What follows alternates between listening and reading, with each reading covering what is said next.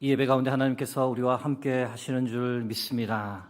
함께 하시는 하나님께서 우리 각자에게 말씀하실 때 아멘으로 응답하고 삶에서 순종하는 은혜가 우리 모두에게 넘치길 주의 이름으로 축복합니다. 오늘은 부활이란 제하의 말씀을 전하겠습니다. 여러분은 예수님의 부활을 믿으십니까? 어떻게 해서 그것을 믿음으로 고백하게 되셨는지 알 수 없으나 그것은 참으로 전적인 하나님의 은혜입니다. 사진 하나 보여드립니다.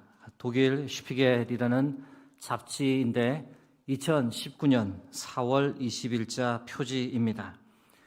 구름을 딛고 하늘로 올라가는 부활하신 예수님의 모습이 사진에 있습니다. 가운데 파란색으로 독일어가 쓰여 있는데 그 뜻은 누가 이것을 믿을까라는 뜻입니다. 독일인들을 대상으로 재미있는 설문조사를 했고 그 결과가 이 잡지에 실렸습니다. 당신은 하나님의 존재를 믿습니까? 라는 것이 첫 번째 질문이었고 다음 질문은 예수님의 부활을 믿습니까? 라는 것이 두 번째 질문이었습니다. 여러분, 사람들이 어떻게 답했을까요? 그래도 독일이 기독교 국가인지라 하나님이 존재한다라고 답한 사람이 55%에 육박했습니다. 그런데 흥미로운 것은 그들 중에서 예수님의 부활은 믿지 않는다라는 사람이 46%였습니다. 이번에는 교회에 다니는 개신교 신도들만 대상으로 똑같이 두 가지 질문을 던져보았습니다. 결과가 어떻게 나왔을까요? 하나님의 존재는 믿지만 예수 부활은 믿지 않는다라는 개신교 신자가 42% 나왔습니다. 여러분은 어떻습니까? 하나님의 존재를 믿으십니까? 예수 그리스도의 부활을 믿으십니까? 예수님의 부활 참 믿기 힘든 사실입니다. 그래서 처음에는 아무도 믿지 않았습니다. 심지어 예수님을 사랑했던 여인들, 예수님의 제자들도 아무도 믿지 않았습니다. 죽은 사람이 어떻게 다시 일어날 수 있단 말인가? 부활의 아침에 막달라 마리아, 야고보의 어머니 마리아, 살롬의 세 여인이 예수님의 무덤을 향했습니다. 예수님의 시신에 향품을 바르기 위해서였는데 무덤에 도착해 보니 무덤 입구를 막고 있던 큰 돌이 옮겨져 있고 놀라 안으로 들어가 보니 예수님의 시신은 없었습니다. 갑자기 등장한 천사로부터 예수께서 살아나셨다라는 이야기를 들었는데 여러분 세 여인이 어떻게 반응했을까요? 놀라며 환호했을까요? 전혀 그렇지 않습니다. 생각할 수 없는 일이 일어났기에 오히려 두려워 떨었고 그 사실을 아무에게도 말하지 못했다라고 성경이 기록합니다.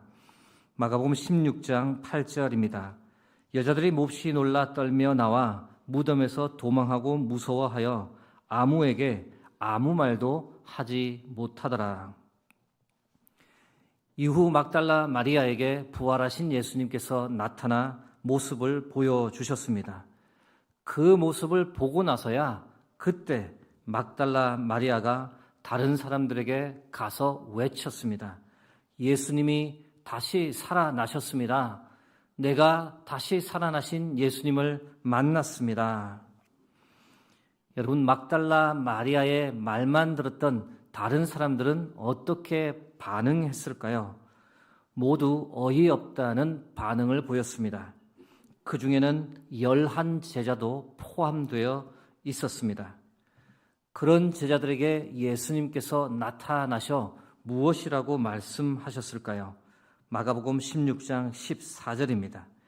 그 후에 11 제자가 음식 먹을 때에 예수께서 그들에게 나타나사 그들의 믿음 없는 것과 마음이 완악한 것을 꾸짖으시니 이는 자기가 살아난 것을 본 자들의 말을 믿지 아니함일러라. 11 제자 말로는 믿지 못했습니다. 이후 부활하신 예수님을 보고서야 믿을 수 있었습니다. 정확히 말씀드리면 믿었다라기보다는 다소 어안이 벙벙했다는 표현이 맞을 겁니다. 귀신을 보듯 예수님을 바라보았습니다. 여러분, 부활하신 주님을 보고도 예수님의 제자들도 믿기 힘들었던 것인데 예수님의 부활을 보지 못한 우리들이 참으로 믿지 못하겠다라고 하는 이 반응을 보이는 것은 지극히 정상적이며 결코 이상한 반응이 아닙니다. 그러나 이 시간 제가 확신을 가지고 말씀드리고자 하는 것은 우리가 믿든 믿지 않든 우리가 받아들이든 받아들이지 않든 예수님의 부활 사건은 역사 속에서 실제로 일어났던 겁니다. 하나님의 신묘막측한 참으로 반전의 역사입니다. 표현이 그렇지만 사단도 결코 예상하지 못했던 하나님의 놀라운 역전입니다. 예수님의 부활 사건은 모든 것을 180도 뒤집어 버렸습니다. 판도를 뒤집다라는 말이 맞습니다. 이 말의 뜻은 기존의 상황, 체계, 규칙을 깨고 완전히 새로운 상황, 체계, 규칙을 만들다라는 뜻입니다. 예수님의 부활은 모든 판도를 뒤집어 놓았습니다. 과연 어떤 판도를 어떻게 뒤집어 놓았을까요? 오늘은 이 질문에 대한 답을 여러분과 함께 나누고자 합니다. 첫 번째, 예수님의 부활은 예수님이 누구신지에 대한 생각을 완전히 뒤집어 놓았습니다. 부활 이전 사람들은 예수님을 어떤 분이다라고 생각했을까요? 좋은, 훌륭한 선생님 정도로 생각하는 이들이 있었습니다.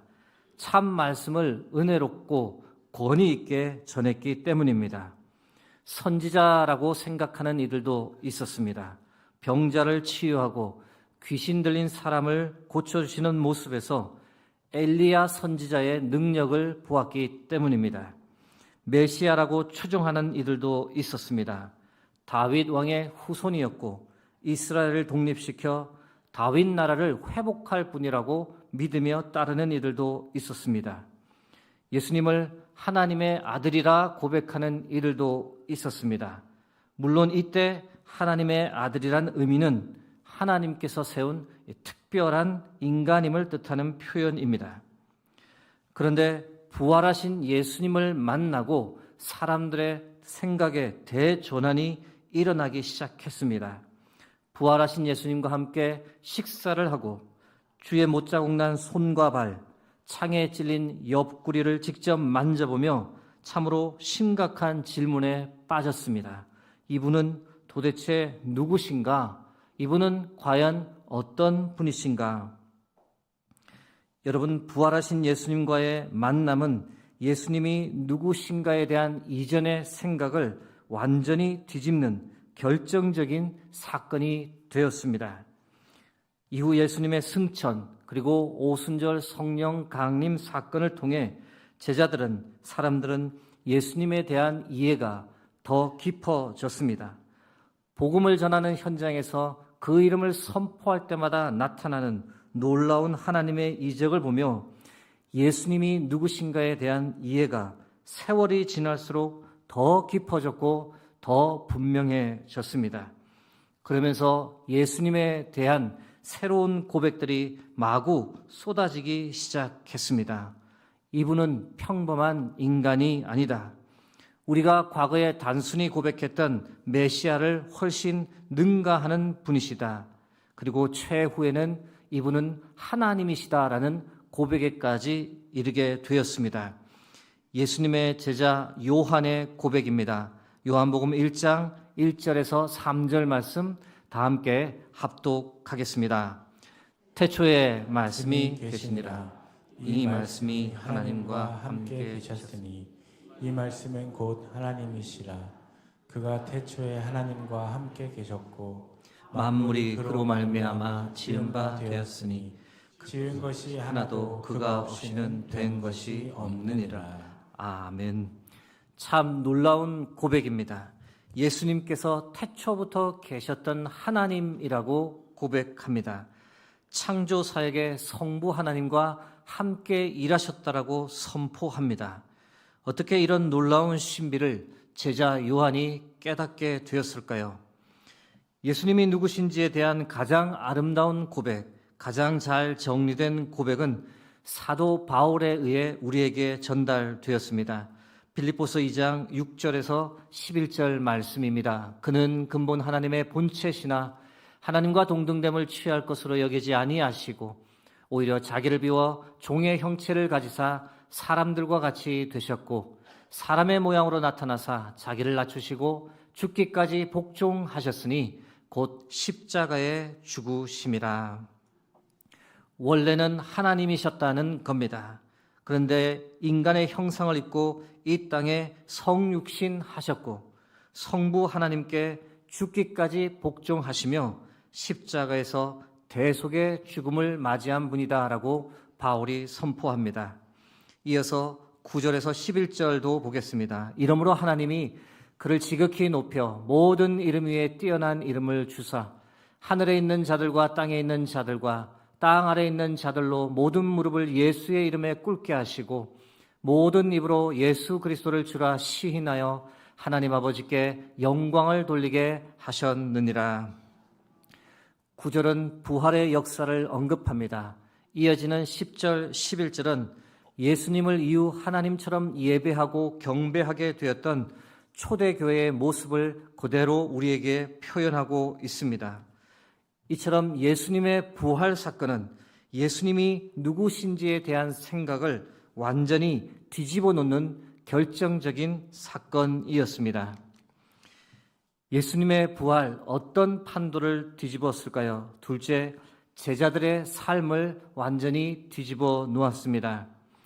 예수님의 제자들 십자가 죽음으로 모든 것이 끝났다고 생각했습니다. 3년간 예수님을 따라다녔던 것 참 허무하게 끝나버렸다고 절망했습니다. 그런데 부활하신 예수님을 만나며 그들의 삶이 부활하기 시작했던 겁니다. 끝이라고 생각했는데 그것은 새로운 시작이었습니다. 절망이 희망과 소망으로 바뀌었고 삶의 분명한 목적이 예수님을 만나며 다시 시작되었습니다. 예수님의 부활 이전 제자들은 어떤 사람들이었습니까? 어떻게든 다른 제자들보다 높아지려고 혈안이 되어 서로 다투던 사람들이었습니다. 예수님을 통해 어떻게든 한 자리 차지해보려는 사심, 욕심으로 가득 찼습니다. 하나님의 나라에 대한 이해는 전무했고 오직 세상에서 성공하고 부와 명예를 쌓으려는 목적으로 예수님을 따라다녔습니다. 결정적인 순간에는 예수님을 다 배신하고 도망가 버렸던 사람들, 비겁했고 연약했고 죽음을 두려워했던 그런 사람들이 바로 예수의 제자들이었습니다. 그랬던 그들이 부활하신 예수 그리스도를 만난 이후 180도 바뀌었습니다. 삶의 목적이 분명해졌고 세상 욕심과 욕망을 다 버리고 오직 예수 그리스도를 전파하며 사람 낚는 어부의 삶을 살았습니다. 그 과정에서 어떤 핍박과 고난을 당해도 오히려 찬송하고 기도하고 감사했습니다. 죽음을 두려워하지 않았으며 예수님처럼 고난당하고 심지어 죽임을 당해도 그 삶을 자랑하며 살아가는 사람이 되었습니다. 그리고 결정적으로 그들은 예수님에 관한 모든 깨달음을 주옥 같은 서신으로 남겨두어 그 내용이 오늘을 사는 우리에게까지 전달되던 귀한 역할을 감당해 주었습니다. 여러분, 삶이 정말 완전히 바뀐 이 사도 바울의 이야기를 빼놓을 수 없습니다. 예수의 부활 소식을 들었을 때 사람들이 제대로 미쳤다고 생각했던 사람이 바울이었습니다. 그래서 예루살렘에서 다메섹까지 가서 무려 230km나 떨어진 도시까지 가서 예수님이 부활했다라고 전하는 자들을 잡아 가두려 했던 사람이 바울이었습니다. 그런데 그에게 무슨 일이 일어났습니까? 다메섹에 다 이르렀을 때 부활하신 예수님을 친히 만나고 바울이 완전히 바뀌어 버렸습니다. 충격이 정말 컸습니다. 주님이 어떤 분이신지에 관해 무려 약 14년 동안 그 답을 찾아다니며 헤매었고, 드디어 그 답을 찾고는 비로소 예수가 부활했다고, 예수는 이 땅에 오신 하나님이라고 외치며 온 열방에 복음을 전했습니다. 복음을 전하다 죽을 뻔했던 적이 한두 번이 아니었지만 바울은 죽을 때까지 예수 그리스도의 증인의 삶을 살았습니다. 여러분, 그렇게 살았던 이 바울의 최종 고백이 무엇인지 아십니까? 빌립보서 3장 7절에서 8절 전반부까지의 말씀 함께 합독하겠습니다. 그러나 무엇이든지 내게 유익하던 것을 내가 그리스도를 위하여 다 해로 여길 뿐더러 또한 모든 것을 해로 여김은 내 주 그리스도 예수를 아는 지식이 가장 고상하기 때문이라. 아멘. 갈라디아서 6장 14절에서는 바울이 이렇게 고백합니다. 그러나 내게는 우리 주 예수 그리스도의 십자가 외에 결코 자랑할 것이 없으니 그리스도로 말미암아 세상이 나를 대하여 십자가에 못 박히고 내가 또한 세상을 대하여 그러하니라. 사랑하는 성도 여러분, 사도 바울의 이 고백이 우리의 고백이 되길 주의 이름으로 축복합니다. 예수님의 부활, 과연 어떤 판도를 뒤집었을까요? 세 번째, 세상의 역사를 뒤집어 놓았습니다. 여러분, 예수님의 영향이 세계 역사에 얼마나 지대한지 모릅니다. 아시는 대로 현 역사는 예수님의 탄생을 중심으로 모든 것을 말하는 시대입니다. 예수님 오시기 전과 예수님 오신 후로 구분해서 역사의 모든 시간을 설명합니다. 예수님께서 역사의 중심이다라고 하는 이 사실, 역사를 논하는 사람은 결코 부인할 수 없는 사실입니다. 여러분, 예수님에 대한 기록을 담은 이 성경이 전 세계 얼마나 많은 사람들에게 지대한 영향을 미쳤는지 아십니까? 매해 전 세계 베스트셀러 책이 무엇인지 아십니까? 바로 성경입니다. 해마다 가장 많이 팔리는 책이 성경이지만 어떤 베스트셀러 목록에도 언급되지 않는 이유는 이 성경을 출판하는 출판사나 번역본 전체 파악이 불가능해서 성경책 판매량을 가늠하기 불가능하기 때문에 아예 베스트셀러 책 목록에서 늘 제외됩니다. 그러나 기네스북은 성경이 역사상 가장 많이 팔린 책임을 인정합니다. 2021년 영국 성서공회가 실시한 연구에 의하면 2021년까지 팔린 성경의 수는 총 50억 권에서 70억 권에 이른다고 추정합니다. 번역본을 생각해도 타의 추정을 불허합니다. 신약 성경은 2,400개의 언어로 번역이 되어 있습니다. 여러분, 예수님의 영향이 우리나라에도 지대하게 미쳤습니다. 3.1 만세 운동과 기독교는 뗄래야 뗄 수 없는 관계입니다. 조선의 전통적인 신분제도 타파에 결정적인 영향을 미쳤던 것 중 하나는 바로 만민의 평등을 주장하는 예수복음 기독교의 전파 때문입니다. 우리나라 근대 교육의 발전은 기독교 선교사들의 헌신과 그들이 세운 학교에 의해 이루어졌다 말해도 과언이 아닙니다. 우리나라가 이만큼 발전하고 성장한 배경에는 기독교의 절대적인 영향이 있습니다. 믿지 않는 사람들은 웃기는 이야기라고 콧방귀를 뀌겠지만 한국이 이 정도까지 성장할 수 있었던 것은 수많은 그리스도인들의 기도 때문이라고 저는 믿습니다. 여러분, 현재 전 세계 인구가 약 81억 명입니다. 그 중에 32%, 약 26억 명이 예수 그리스도를 믿습니다. 예수님만큼 세상의 역사에 영향을 주었던 인물이 과거 또 있을까요? 예수님만큼 사람들의 삶에 직접적으로 영향을 미쳤던 인물이 과연 역사 속에 또 누가 있었을까요? 부활하신 예수님으로 인해 세계 역사의 판도가 바뀌었고 이 나라 대한민국이 이렇게까지 살게 된 줄로, 그래서 하나님의 제사장 나라, 이렇게 강성한 나라가 된 줄로 믿습니다. 예수님의 부활, 마지막으로 어떤 판도를 바꾸었을까요? 우리의 삶을 뒤집어 놓았습니다. 사랑하는 성도 여러분, 예수님의 부활 때문에 우리의 삶이 완전히 바뀌었음을 믿으시기 바랍니다. 예수님의 부활은 단순히 예수님께서 다시 살아나셨음을 말하는 그런 정도의 사건이 아닙니다. 훨씬 더 깊고 놀라운 의미를 우리에게 던져줍니다. 예수님의 부활은 사망 권세를 이긴 사건입니다. 인류 역사상 죽음을 이긴 사람은 없었습니다. 모두 다 죽었습니다. 모두 다 한 줌의 흙으로 돌아갔습니다. 아무리 살려고 발버둥 치더라도 다 죽음을 맞이했습니다. 그러나 예수님께서 처음으로 죽음을 뚫고 일어나셨습니다. 부활하셨을 뿐 아니라 놀라운 것은 그때까지 인간을 얽매이고 있었던 사망의 권세를 완전히 깨뜨려 주셨습니다. 부활을 통해 예수님께서 잠자는 자들의 첫 열매가 되시며 우리 역시 부활의 영광을 누릴 수 있도록 그 길을 열어주셨습니다.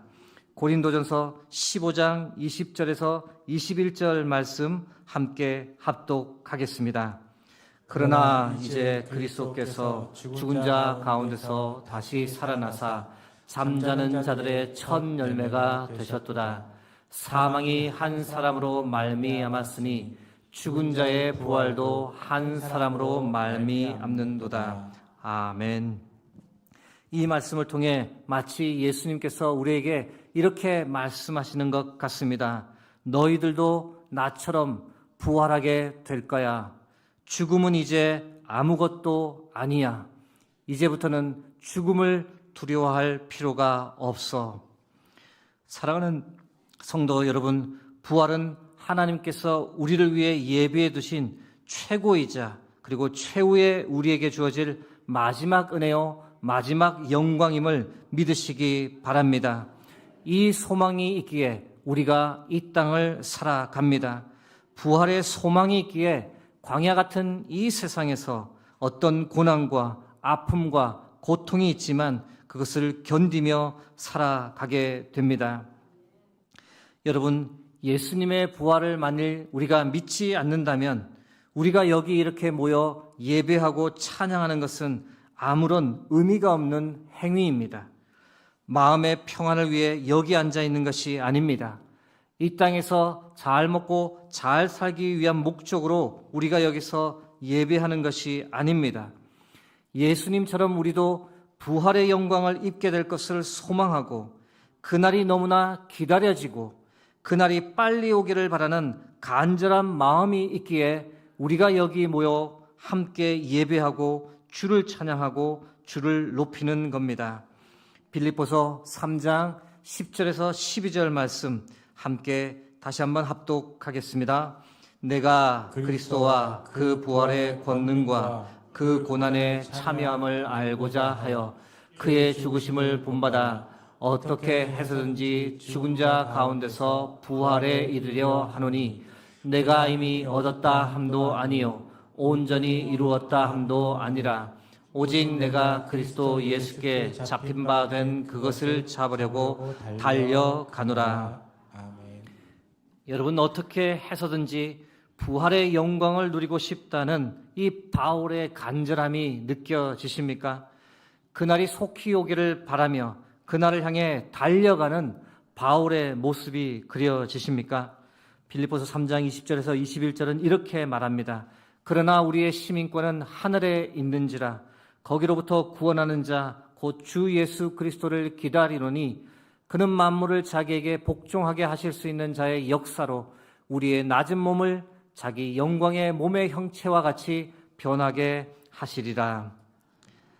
여러분, 우리도 바울처럼 깨닫고 고백할 수 있기를 바랍니다. 아, 우리는 이 땅에 속한 자가 아니구나. 우리는 본디 하늘에 속한 자이구나. 우리가 가지고 있는 이 몸, 우리 인생이 죽음으로 허무하게 끝나는 것이 아니구나. 우리의 이 몸, 예수님처럼 영광의 몸으로 변화하고 우리는 그날에 아버지 하나님의 나라에서 영원토록 주와 함께하는 삶을 살게 되는구나. 이 고백이 저와 여러분의 고백이 되기를 간절히 소망합니다. 이제 말씀을 맺고자 합니다. 사랑하는 성도 여러분, 예수 그리스도께서 부활하셨습니다. 사망 권세를 이기고 무덤에서 일어나셨습니다. 여러분, 예수 그리스도의 부활은 곧 우리의 부활이 될 줄로 믿습니다. 그날이 속히 옵니다.